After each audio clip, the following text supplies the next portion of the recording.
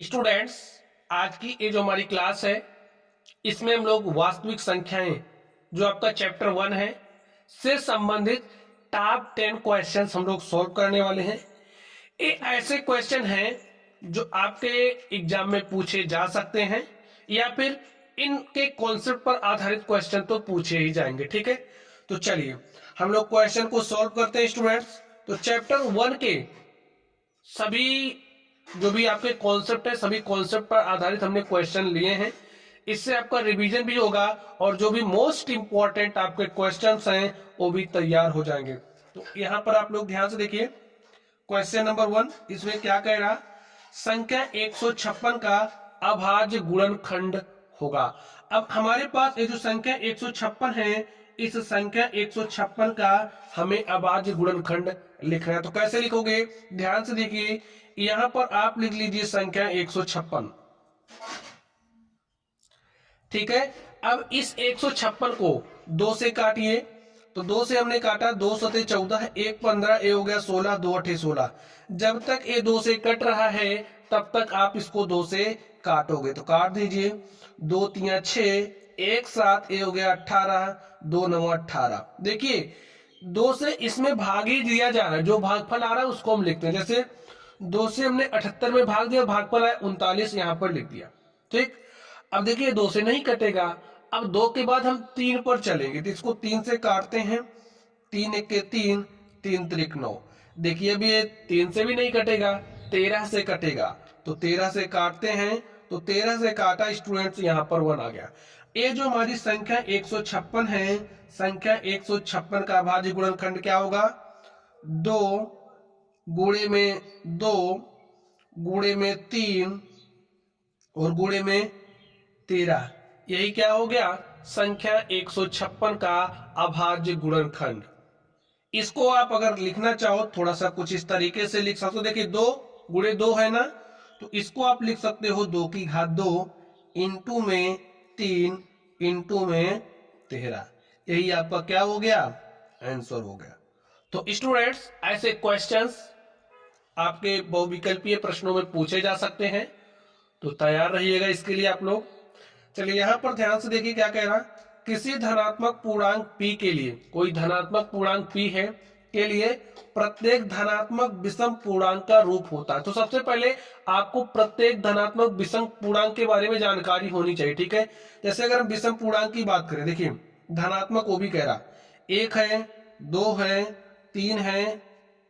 विषम पूर्णांक की बात कर रहा, 1 होगा, 3 होगा, 5 7, ये हमारे क्या है, विषम पूर्णांक है। ठीक है, अब स्टूडेंट्स इसको कुछ इस तरीके से लिखना है कि ताकि उसको जनरलाइज कर सको। जैसे p के लिए बात कह रहा है, तो अगर हम इसको लिख दें 2p प्लस में 1, तो यहां पर अगर आप p का मान देखिए, p का मान यहां पर आप रखिए, तो p का मान हमारा कहां से कहां तक जाएगा, 0 से 1, 0 1 2 3 4 5। तो यहां पर p के मान को आप रखते जाओगे, आपको धनात्मक विषम पूर्णांक मिलता जाएगा। रख करके चेक करिए, जैसे देखिए आपने p का मान 0 लिया, तो यहां पर आपको मिलेगा 2 गुणे में 0 प्लस 1, और 2 गुणे 0 करोगे 0 हो जाएगा, प्लस 1 करोगे तो आपको 1 मिलेगा।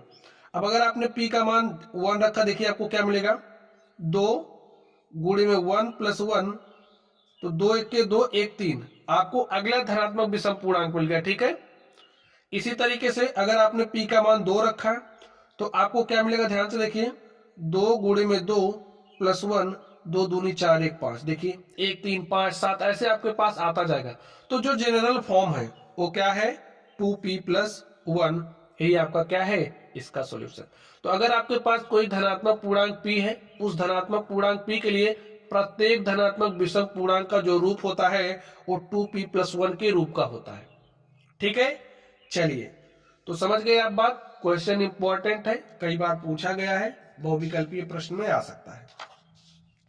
आगे ध्यान से देखिए, नेक्स्ट कह रहा है क्या, किसी धनात्मक पूर्णांक q के लिए, कोई आपके पास धनात्मक पूर्णांक q है, प्रत्येक धनात्मक सम पूर्णांक का रूप होगा। सम पूर्णांक यानी कि सम संख्या। ठीक है, अब अगर आपको ध्यान हो तो जो आपकी सम संख्याएं होती हैं वो क्या होती है, 2 होता है, 4 6 8, 10, 12, ये हमारे क्या है, सम पूर्णांक है। अब आपको किसी, जैसे आपके पास समझिए कोई पूर्णांक क्यू है, कोई धनात्मक पूर्णांक क्यू है, तो इसको इस तरीके से रिप्रेजेंट करो ताकि सभी धनात्मक पूर्णांकों को ये दर्शा सके। तो कैसे करोगे, ध्यान से देखिए। अगर हम इसको लिख दें ट्वाइस टाइम्स ऑफ क्यू, ठीक है, क्योंकि क्यू हमारा धनात्मक पूर्णांक है, और जो हमारा क्यू का मान है वो 1, 2, 3, 4, 5, 6, 7 इस तरीके से हो, ठीक है। तो यहां पर जब आप क्यू का मान 1 रखोगे, जैसे आपने क्यू का मान 1 रखा, तो आपको 2 गुणे में 1 अर्थात 2 मिल गया। क्यू का मान आपने 2 लिया, देखिए क्यू का मान 2 लिया तो 2 गुणे 2 अर्थात आपको 4 मिला। क्यू का मान आपने समझिए 3 लिया, तो 2 गुणे 3 आपको 6 मिला। क्यू का मान आपने 4 लिया, तो 2 चौके 8, आपको 8 मिला। यहां से आप देख क्या पा रहे हो, आपको सभी सम धनात्मक पूर्णांक ही मिल रहे, धनात्मक सम पूर्णांक ही मिल रहे, तो ऐसे मान रखते जाओगे 1, 2, 3, 4, 5, 7 आपको धनात्मक पूर्णांक, धनात्मक सम पूर्णांक मिलता जाएगा, ठीक है। तो जो जनरल फॉर्म है वो क्या हो जाएगा, 2q। इसको भी अपने दिमाग में बैठा लेना है आपको, क्योंकि क्वेश्चन पूछा जा सकता है।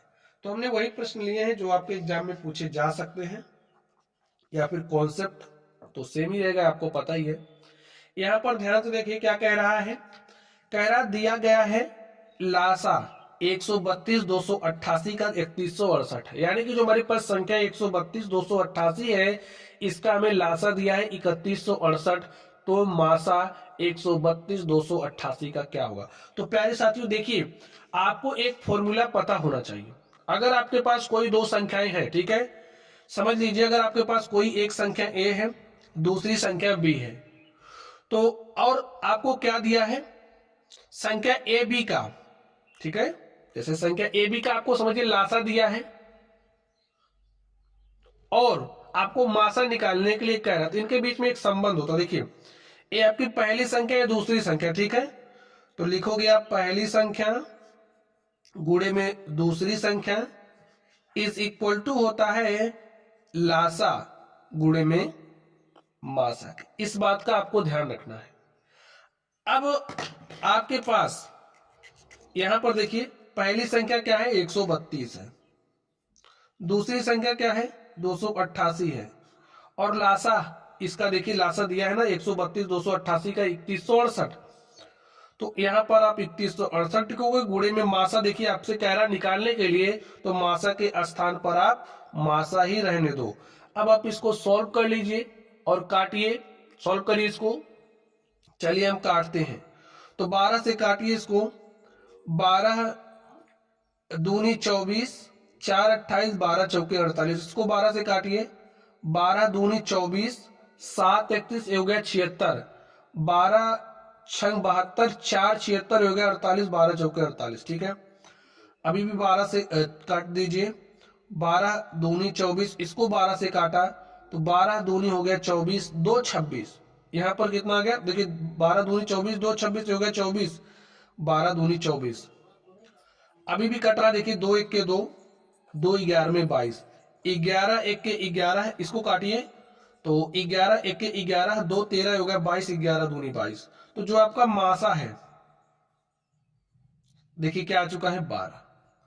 तो एज स्टूडेंट्स ऐसे ही सॉल्व करेंगे। देखिए आपको ये जो रिलेशन है, पहली संख्या गुणे में दूसरी संख्या बराबर होनी चाहिए हमारी लासा गुणे के मासा के बराबर होती है। जब आप इसका इस्तेमाल करोगे, देखिए अगर आपको समझिए कोई भी 3 दिया है, इन चारों में से कोई भी 3 दिया है, तो चौथा आप निकाल सकते हो, इस बात को दिमाग में बैठा लो। चलिए अब हम लोग चलते हैं अगले क्वेश्चन पर और देखते हैं अगला क्वेश्चन क्या है। तो स्टूडेंट्स अगले क्वेश्चन को आप लोग ध्यान से देखिए, इसमें क्या कह रहा है, तो ध्यान से देखिए, कह रहा संख्या 144 के अभाज्य गुणनखंड में अभाज्य गुणनखंड की घातों का योग ज्ञात कीजिए। अब सबसे पहले तो यहाँ पर जो संख्या 144 है, इस संख्या 144 का आपको अभाज्य गुणनखंड निकालना, ठीक है। तो उसमें जो अभाज्य गुणनखंड होगी उसकी हमें घातों का योग निकालना है। तो सबसे पहले संख्या क्या दी गई, 144, संख्या आप 144 लिख लीजिए और इसको काटिए, 2 से काटा, 2 सते 14, 2 दूनी 4, इसको 2 से काटा, 2 तिया 6, 1 7 हो गया 12, 2 छंगे 12, 2 से काटा तो यहाँ पर 18 आ गया, 2 से काटा तो यहाँ पर 9 आ गया। आगे ध्यान से देखिए, अब 2 से नहीं कटेगा तो 3 से काटेंगे तो 3 त्रिक 9, फिर 3 से काटेंगे तो 3 एक के 3, पूरी तरीके से कट चुका है। यहाँ पर जो आपके पास संख्या 144 है, इसको क्या लिख सकते हो, देखिए 2 गुणे 2 गुणे 2 गुणे 2, यहां पर देखिए 2 की पावर कितनी है, 1 2 3 4, तो डायरेक्टली लिख दे रहे हैं यहाँ पे, ठीक है। 2 की पावर 4 गुणे में क्या है, 3 की कितनी पावर है, ध्यान से देखिए 3 की पावर आपके पास 2 है। तो यहां पर आपको बताना क्या है, अभाज्य गुणनखंड की घातों का योग। देखिए अभाज्य गुणनखंड आपने निकाल लिया, ठीक है। तो घात क्या है, 2 की पावर 4 है, यहाँ पर 3 की पावर 2 है, तो लिख दीजिए घातों का योग।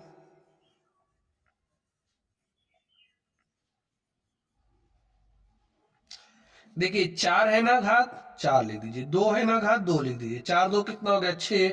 तो ऐसे भी क्वेश्चंस आपसे पूछे जा सकते हैं और इसके लिए आपको तैयार रहना है, ठीक है। चलिए यहां पर अगला क्वेश्चन, इसमें देखिए क्या कह रहे हैं, संख्याओं 26 और 91 का अभाज्य गुणनखंड विधि द्वारा एचसीएफ तथा एलसीएम ज्ञात कीजिए। अब आपको लासा और मासा निकालना है, ठीक है।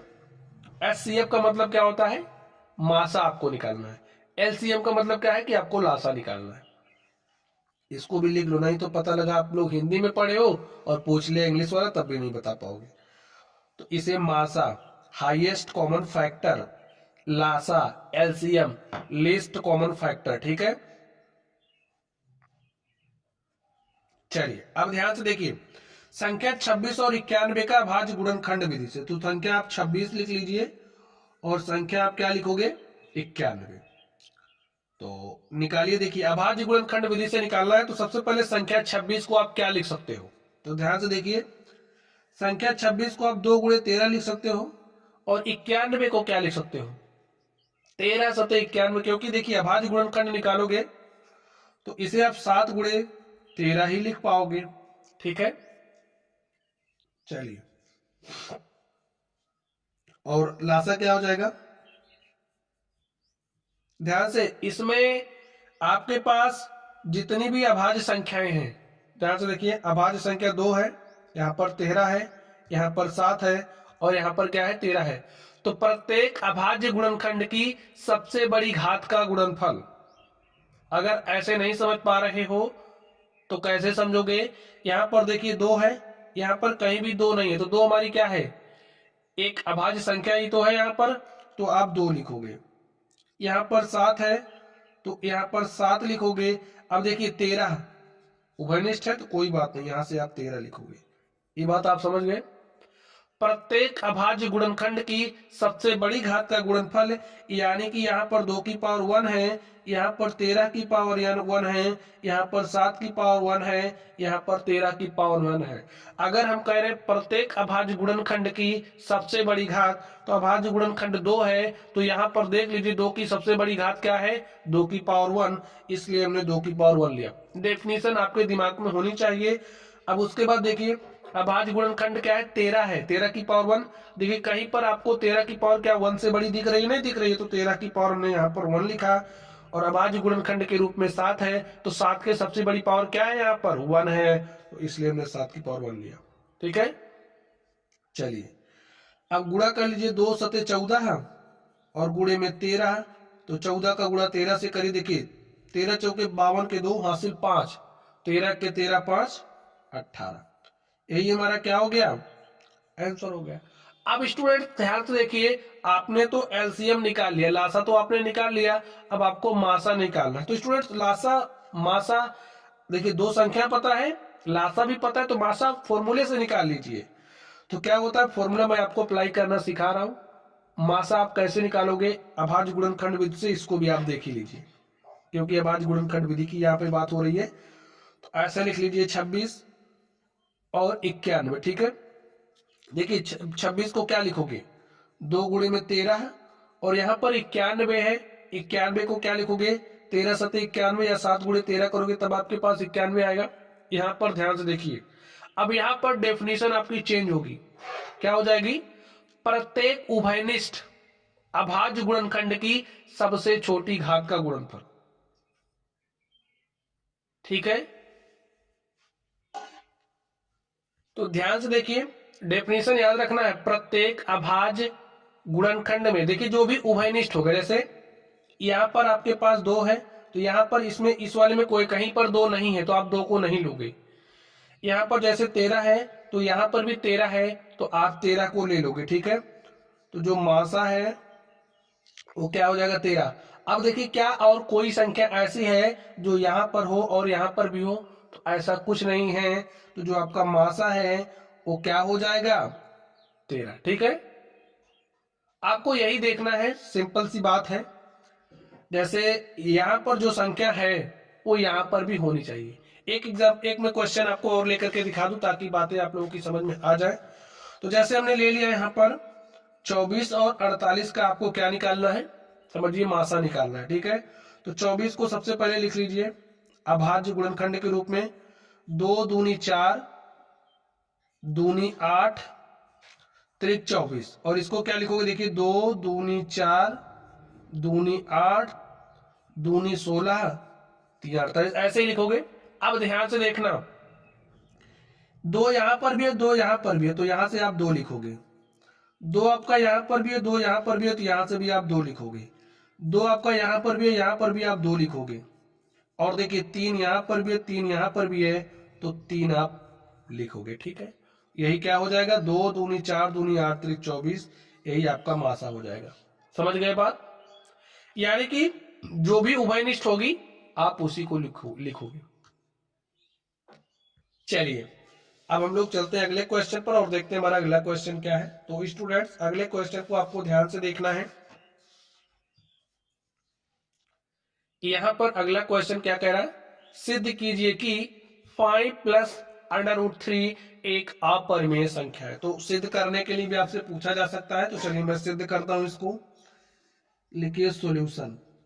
देखिए जब भी इस तरीके से सिद्ध करने वाला आपके पास आए, ठीक है, जैसे कह रहा 5 प्लस √3 एक अपरिमेय संख्या है, ऐसा आपको दिखाना है, तो आप इसके विपरीत मानोगे। आप ये मान करके चलोगे कि जो हमारा 5 प्लस √3 है एक परिमेय संख्या है। तो मान लीजिए या फिर कल्पना करिए, माना 5 प्लस √3 एक परिमेय संख्या है, परिमेय संख्या है, आपने ऐसा मान लिया।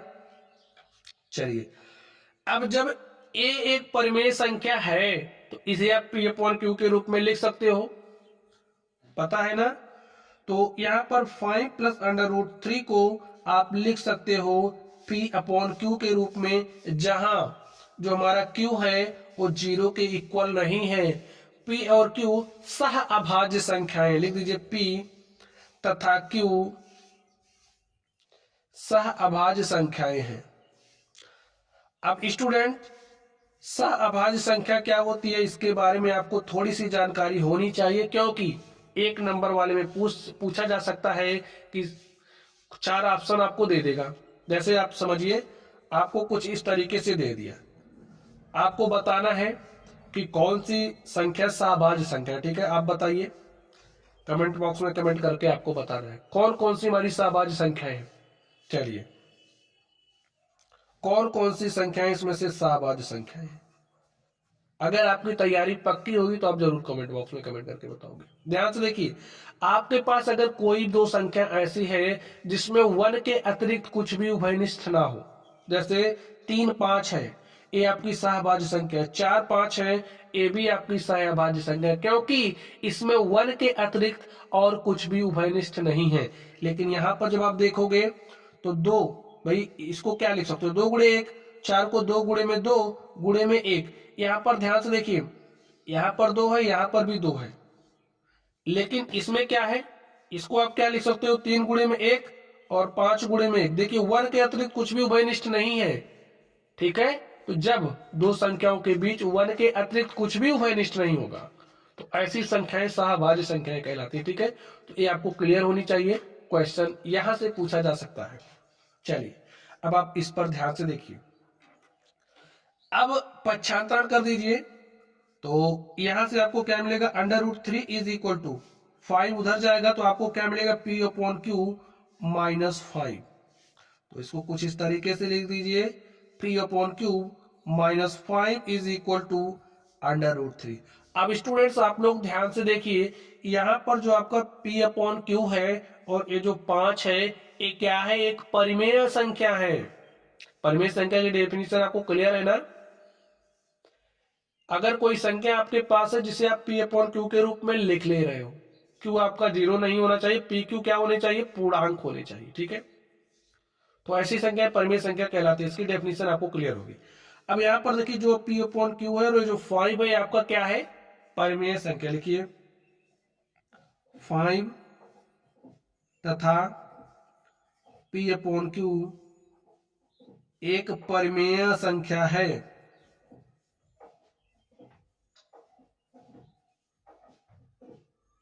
ठीक है। अब अगर आपके पास कोई एक परिमेय संख्या है और उस परिमेय संख्या में से किसी परिमेय संख्या को घटाओगे स्टूडेंट्स, तो रिजल्ट के रूप में आपको परिमेय संख्या ही मिलती है। ये बात आपको क्लियर होना चाहिए। जैसे आप समझिए आपके पास परिमेय संख्या 5 है, परिमेय संख्या में से आपने परिमेय संख्या को घटाया, यानी कि 5 में से 2 को घटाया, देखिए आपको 3 मिला, तो ये आपकी एक परिमेय संख्या है। इसी तरीके से आपको ये बात दिमाग में बैठा लेनी है कि अगर आपके पास कोई परिमेय संख्या है, उस परिमेय संख्या में से किसी परिमेय संख्या को घटा रहे हो, तो रिजल्ट के रूप में आपको परिमेय संख्या ही मिलेगी। तो यहां से क्या मिल रहा है, देखिए इसलिए P/Q तथा 5 एक परिमेय संख्या, इसलिए इसका अंतर, यानी कि इसका और इसका अंतर, इसलिए इसका अंतर भी एक परिमेय संख्या होगी। ठीक है।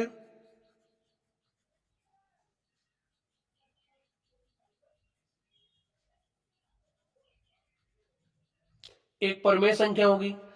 अब इसका और इसका जब अंतर लोगे तो यहां पर जो मिलेगा परिमेय संख्या होगी, इसलिए यहां से आपको क्या मिल रहा है कि जो आपका √3 है एक परिमेय संख्या है। लिखिए इसलिए √3 एक परिमेय संख्या होगी। ठीक स्टूडेंट्स। अब स्टूडेंट्स यहां से आपको कुछ बात समझनी है। क्या बात समझनी है, यहां से तो आपने प्रूव कर दिया कि √3 एक परिमेय संख्या, लेकिन आपको पहले से पता है कि ये जो आपकी √3 है एक परिमेय संख्या नहीं है, एक अपरिमेय संख्या है। ठीक है, ये आप पहले से जानते हो, लेकिन यहां पर क्या सिद्ध कर दिया आपने, √3 एक परिमेय संख्या है। तो अब कारण बताते लिखते चलिए। लिखिए इसलिए √3 एक परिमेय संख्या है, परिमेय संख्या होगी, इसलिए √3 एक परिमेय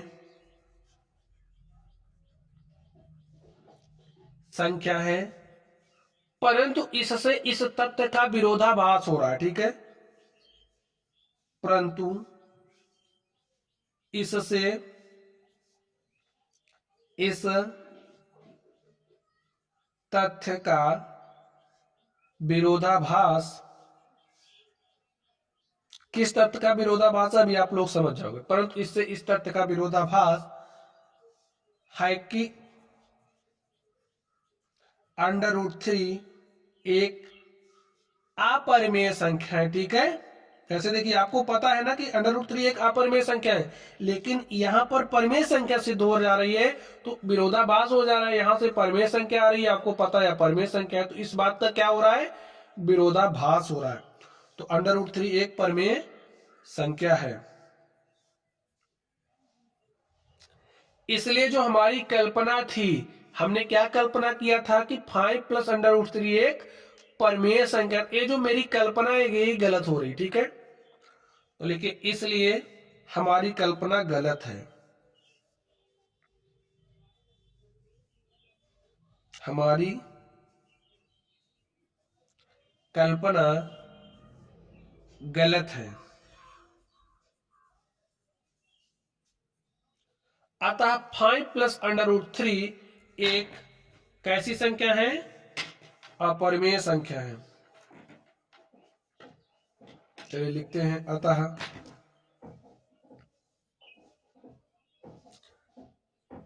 5 प्लस अंडर रूट 3 एक अपरिमेय संख्या है। ठीक है स्टूडेंट्स, चलिए अब हम लोग चलते हैं अगले क्वेश्चन पर और देखते हैं हमारा अगला क्वेश्चन क्या है। तो अगले क्वेश्चन को ध्यान से देखिए। अगला क्वेश्चन इसी तरीके से आपको सिद्ध करना है कि जो आपका अंडर रूट 2 है वो क्या है? एक परिमेय संख्या है। ये आपको सिद्ध करना। तो चलिए हम लोग सिद्ध करते हैं। लिखिए सॉल्यूशन।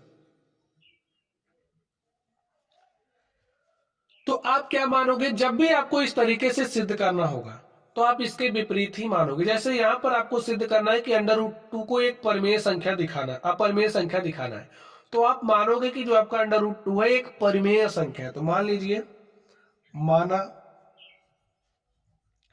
अंडर रूट 2 एक परिमेय संख्या। जब आपने परिमेय संख्या माना तो परिमेय संख्या वाला कॉन्सेप्ट अप्लाई करिए।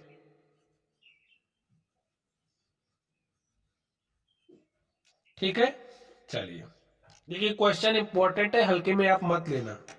हल्के में जहां लिए तहां नंबर चला जाएगा आपका। ठीक है, चलिए अब जब एक परिमेय संख्या तो परिमेय संख्या को पी अपॉन क्यू के रूप में लिख सकते हैं। तो इसको भी आप पी अपॉन क्यू के रूप में आप लिख सकते हो। तो लिख लीजिए under root 2 is equal to P upon में क्यू, जहां जो आपका क्यू है वो जीरो नहीं है, जीरो नहीं होगा क्यू। ठीक है, और पी क्यू कैसी संख्याएं हैं? सह अभाज्य संख्या है। पी तथा क्यू सह अभाज्य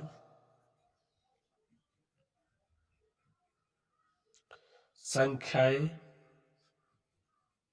है। ठीक है, तो सहअभाज्य क्या होती है मैंने आपको समझा दिया, यानी कि P और Q में 1 के अतिरिक्त कुछ भी उभयनिष्ठ नहीं। अभी देखिए यही कॉन्सेप्ट काम करेगा आपका कि 1 के अतिरिक्त कुछ भी उभयनिष्ठ नहीं है। इस बात को ध्यान में बैठा लो। अब देखिए इसका दोनों तरफ आप वर्ग कर दीजिए। ठीक है, तो लिखिए दोनों पक्षों का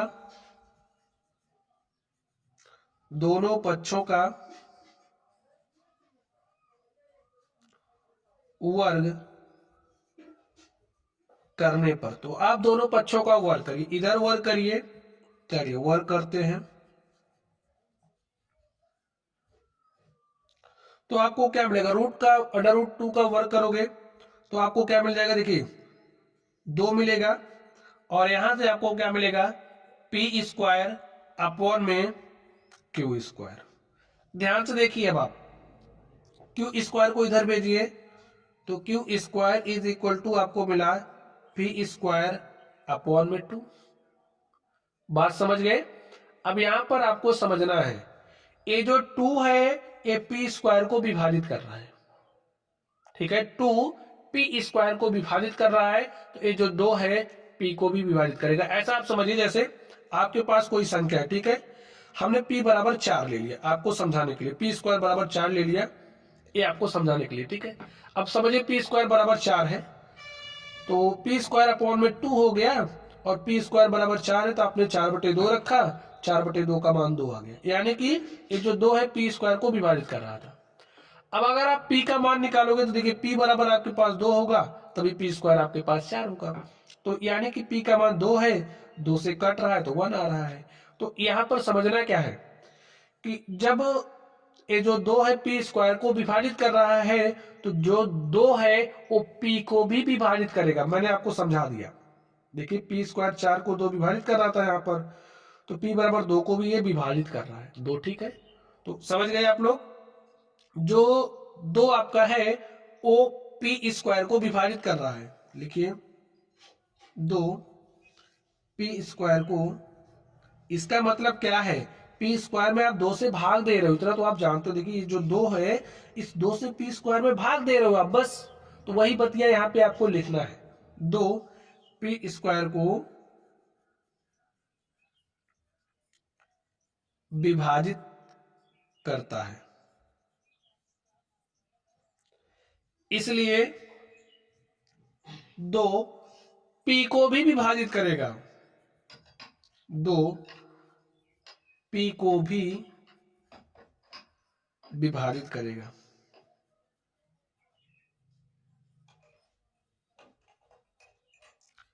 ठीक स्टूडेंट्स, देखिए यहां पर आप ऐसे लिख सकते हैं P/2 इज इक्वल टू, जब आप इसको सॉल्व करोगे तो यहां पर कुछ ना कुछ आएगा ना, तो यहां पर जो आ रहा है उसको हमने C मान लिया, तो यहां से आपको क्या मिलेगा, P is equal to 2C।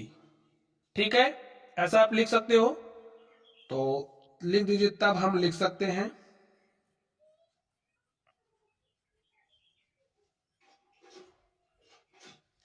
आप क्या लिख सकते हो, P is equal to 2C आप लिख सकते हो। ठीक है, P is equal to 2C। अब ये जो P is equal to 2C है स्टूडेंट, इसको आप समीकरण नंबर 1 मान लीजिए। ठीक है, इसको आप समीकरण नंबर 1 मान लीजिए। अब ये जो P का मान है इस समीकरण 1 में रख दो, तो लिखिए P बराबर 2C समीकरण 1 में रखने पर P बराबर 2C, स्टेप बाय स्टेप करते जाओगे आराम से हो जाएगा। P बराबर 2C समीकरण 1 में रखने पर, तो रख दीजिए समीकरण 1। देखिए क्या है आपके पास, Q square is equal to P square upon में 2, यही है ना, और P के स्थान पर 2C रखना है, तो Q square is equal to कुछ इस तरीके से आपको मिलेगा, और यहां से क्यू स्क्वायर आपको मिलेगा 2 दूनी 4C स्क्वायर और बटे में 2, 2 1 के 2, 2 दूनी 4, आपको मिला Q square is equal to 2C square. यहां से C square is equal to आपको मिल गया क्यू स्क्वायर अपॉन में 2। अब आप ध्यान से यहां पर भी बात वही समझना है आपको, यहां पर ये जो 2 है क्यू स्क्वायर को विभाजित कर रहा है। देखिए हम P और Q के मान निकालना क्यों चाह रहे हैं, अभी आपको मैं समझा रहा हूं। ठीक है, थोड़ा सा आप सब्र बना करके चलिए। ठीक है, चलिए ये जो 2 है ये क्यू स्क्वायर को भी क्या कर रहा है, विभाजित कर रहा है। लिखिए चूंकि 2 क्यू स्क्वायर को विभाजित करता है, इसलिए ये जो 2 है क्यू को भी विभाजित करेगा, इसलिए 2 क्यू को भी विभाजित करेगा। ठीक है, विभाजित करेगा। अब स्टूडेंट आप लोग ध्यान से देखिए, चलिए इसको थोड़ा सा और सरल करके इसको एक समीकरण का नाम दे देते हैं। इसको आप क्या लिख सकते हो, Q square is equal to 2C square. ठीक है, और इसको आप समीकरण 2 नाम दे दीजिए। इसी तरीके से जो आपका समीकरण 1 है उसको भी चेंज कर दीजिए ताकि आपको समझने में आसानी रहे। तो इसको आप क्या लिख सकते हो, P square is equal to 2Q, देखिए 2 इधर आएगा तो 2Q स्क्वायर, समीकरण 1 आप इसको मानिए। ठीक है, मान रखोगे तो कोई दिक्कत नहीं होगी, वही बात है, केवल इसको पक्षांतर कर दिया गया। तो समीकरण 1 और 2 से आप कुछ देखिए, यहां पर 1 2 को रखिए। देखिए ये आपका समीकरण 1 है और ये आपका समीकरण क्या है, 2 है। तो समीकरण 1 और 2 से आपको क्या मिल रहा है, ध्यान से देखिए, P और Q का एक उभयनिष्ठ गुणनखंड क्या है, 2 है। जैसे देखिए 2 यहां पर भी है और 2 आपका यहां पर भी है, तो समीकरण 1 तथा 2 से P और Q का एक उभयनिष्ठ गुणनखंड 2 आ गया है।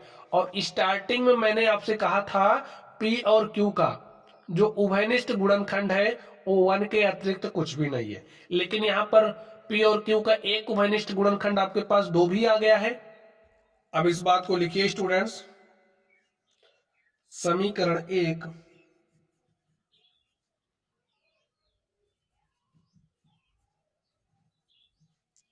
1 व 2 से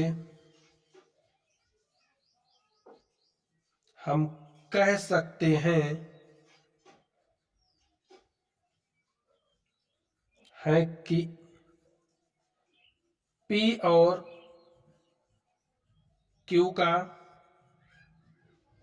उभयनिष्ठ गुणनखंड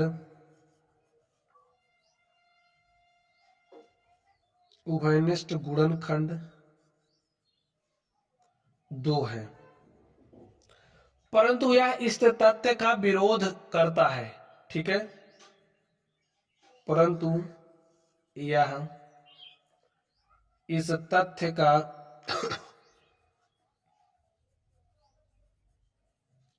विरोध करता है कि P और Q में 1 के अतिरिक्त कोई उभयनिष्ठ गुणनखंड नहीं है ना। विरोध करता है कि P और Q में 1 के अतिरिक्त कोई उभयनिष्ठ गुणनखंड नहीं है। देखिए स्टार्टिंग में कहा था 1 के अतिरिक्त कोई उभयनिष्ठ गुणनखंड नहीं, लेकिन हमारे पास P और Q के दो क्या आ गया, एक उभयनिष्ठ गुणनखंड आ गया। कोई उभयनिष्ठ, इसलिए इस तथ्य का क्या हो रहा, विरोध हो रहा। उभयनिष्ठ गुणनखंड नहीं है। अतः हमारी जो कल्पना थी, हमने जो माना था, क्या हो गया है, गलत है। अतः हमारी कल्पना गलत है, इसलिए अतः जो √2 है वो क्या है, एक अपरिमेय संख्या। सिद्ध हो गया ना, अपरिमेय संख्या है। ठीक है स्टूडेंट्स, तो इस तरीके से हमारा जो क्वेश्चन था हमने इसको सॉल्व कर लिया है। ठीक है, अगला क्वेश्चन, क्वेश्चन नंबर 8, ठीक इसी तरीके से आपको हल करना है। देखिए जैसे यहां पर आपके पास √2 था, तो आप यहां पर √3 रखोगे और √3 रख करके आप इसको सॉल्व करते चले आओगे। ठीक है, चलिए हम लोग चलते हैं अगले क्वेश्चन पर और देखते हैं हमारा अगला क्वेश्चन क्या है। तो स्टूडेंट्स क्वेश्चन नंबर 9 को आप ध्यान से देखिए। 8 नंबर को आप लोग सॉल्व कर लेना, नहीं तो वीडियो के डिस्क्रिप्शन बॉक्स में अगर आपसे सॉल्व नहीं हो रहा हो वैसे तो सॉल्व करना है। ठीक है, उसी तरीके से एकदम नहीं सॉल्व होगा, वीडियो के डिस्क्रिप्शन बॉक्स में आपको लिंक दे देंगे, आप लोग सॉल्व कर लेना। चलिए यहां पर अब आप ध्यान से देखिए,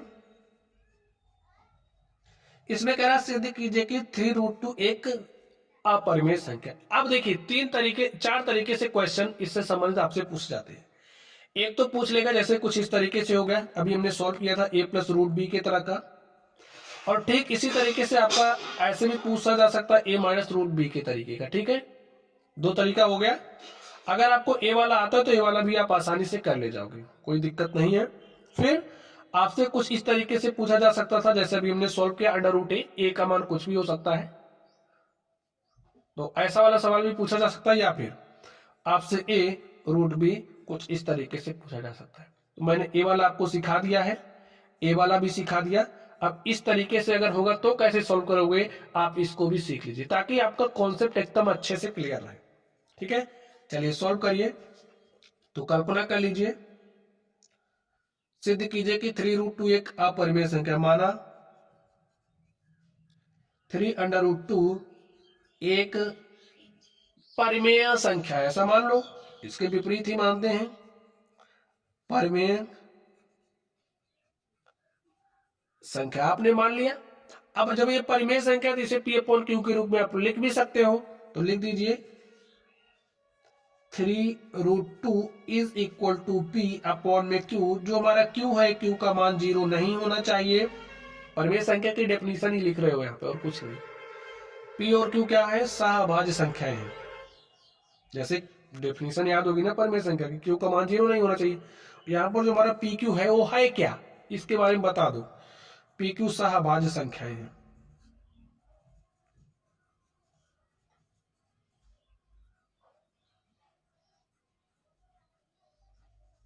ठीक है, चलिए आगे ध्यान से देखिए। अब ये जो 3 है यहां पर गुणे के साथ है, यहां भेजोगे भाग के साथ हो जाएगा, तो आपको क्या मिलेगा 1/3 इंटू में P/Q √2, और यहां से क्या मिलेगा 1/3 इंटू में P/Q इज इक्वल टू √2 ऐसा मिला आपको। अब यहां पर आप लोग जरा ध्यान से देखिए, ए क्या है, परिमेय संख्या है, ए भी क्या है, परिमेय संख्या है। जब आप किसी परिमेय संख्या का गुणा किसी परिमेय संख्या से करोगे तो जो गुणनफल होगा वो आपको परिमेय संख्या ही मिलेगी। तो यहां पर लिख दीजिए अब आप, ये जो P अपॉन Q है क्या है, एक परिमेय संख्या है,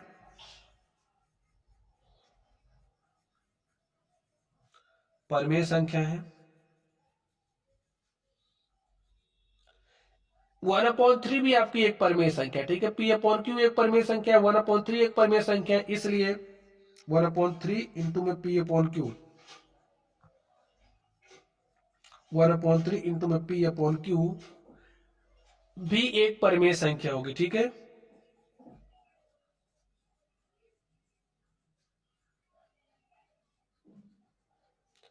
परिमेय संख्या होगी,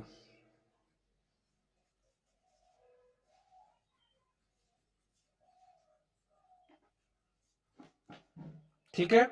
तो यहां से आपको मिल क्या रहा है भाई, इसका गुणनफल निकालोगे तो आपको एक परिमेय संख्या मिलेगी। तो इसका गुणनफल यहां पर दिया क्या है, वो √2 ना। तो यहां से आपको निष्कर्ष क्या मिला कि ये जो आपका √2 है ये भी क्या है, एक परिमेय संख्या है। लिखिए, इसलिए √2 एक परिमेय संख्या होनी चाहिए ना। लेकिन क्या √2 एक परिमेय संख्या है, ये आपको पहले से पता है √2 एक परिमेय संख्या नहीं है। तो लिख दीजिए, अब इसी बात को लिख दीजिए, क्योंकि आपको पता है √2 हमारी एक परिमेय संख्या नहीं है। लेकिन यहां लॉजिक से तो आपकी परिमेय संख्या होनी चाहिए, लेकिन नहीं है, तो यहां पर एक विरोधाभास मिल रहा है ना। लिखिए, परंतु यह सर्वमान्य है, सब सर्वविदित है, सबको पता है, सर्वमान्य है कि √2 एक क्या है, परिमेय संख्या नहीं है।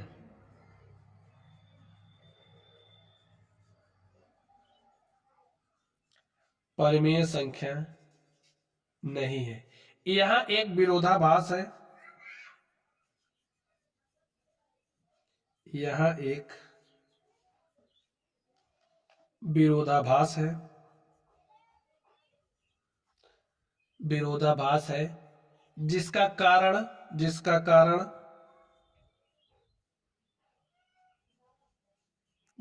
क्या है कि ये जो हमारी मान्यता है, जिसके कारण हमारी मान्यता की संख्या, जो आपकी संख्या है 3√2, एक क्या है, परिमेय संख्या।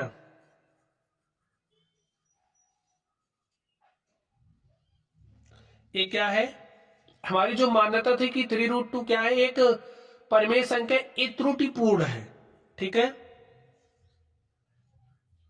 ही है जो असंगत एवं त्रुटिपूर्ण है।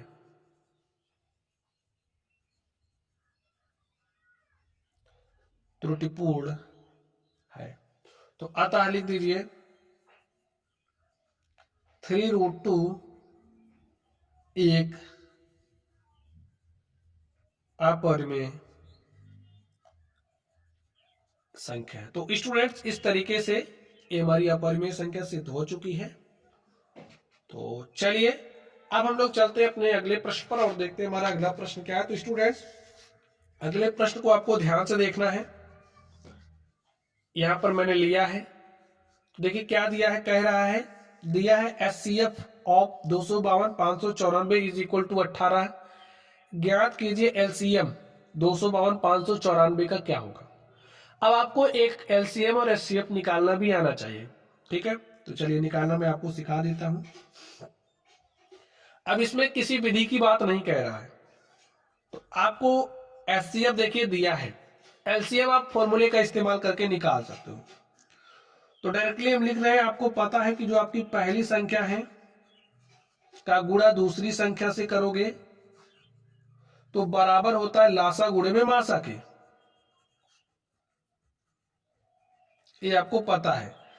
पहली संख्या आपकी क्या है 252 है, दूसरी संख्या क्या है आपको दिया 594, और देखिए एचसीएफ यानी कि मासा आपको दिया है 18, कह रहा लासा बताना है तो लासा को वैसे रहने दो। इसको आप सॉल्व करिए, काटिए, देखिए कौन सा कट रहा है, 4 9 13 5 18 ही कट जाएगा, काट दिया, 9 दूनी 18, इसको 9 से काटा तो